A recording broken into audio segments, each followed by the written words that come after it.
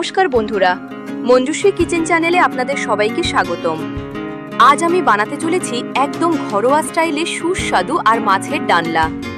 খুব কম উপকরণে সহজভাবে তৈরি এই রেসিপিটি ভাতের সাথে খেতে অসাধারণ লাগে। চলুন দেখে নেওয়া যাক কিভাবে বানাবেন। প্রথমে মাছগুলো নুন আর হলুদ মাখিয়ে হালকা করে ভেজে তুলে নিন। এবার আলুগুলোও ভেজে আলাদা করে রাখুন। এখন কড়াইতে সর্ষের তেল গরম করে তেজপাতা আর জিরে ফোড়ন দিন। তারপর পেঁয়াজ আর কুচি করা টমেটো দিয়ে নরম হওয়া পর্যন্ত ভাজুন। এরপর আদা বাটা দিয়ে ভালো করে কষে নিন। এখন জিরে গুঁড়ো, ধনে গুঁড়ো, হলুদ আর লঙ্কা গুঁড়ো দিয়ে একটু জল ছিটিয়ে মশলা কষান। মশলা থেকে তেল ছাড়তে শুরু করলে ভাজা আলু দিয়ে ভালো করে মিশিয়ে নিন। এবার পরিমাণ মতো জল দিয়ে ফুটতে দিন।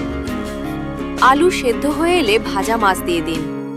তারপর কাঁচা লঙ্কা, স্বাদ মতো নুন আর 1 চিমটি চিনি দিয়ে 5 থেকে 7 মিনিট রান্না করুন। শেষে ধনেপাতা ছড়িয়ে নামিয়ে নিন।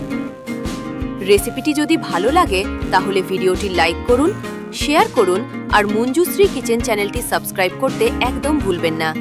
আবার দেখা হবে নতুন নতুন রেসিপি নিয়ে। ধন্যবাদ।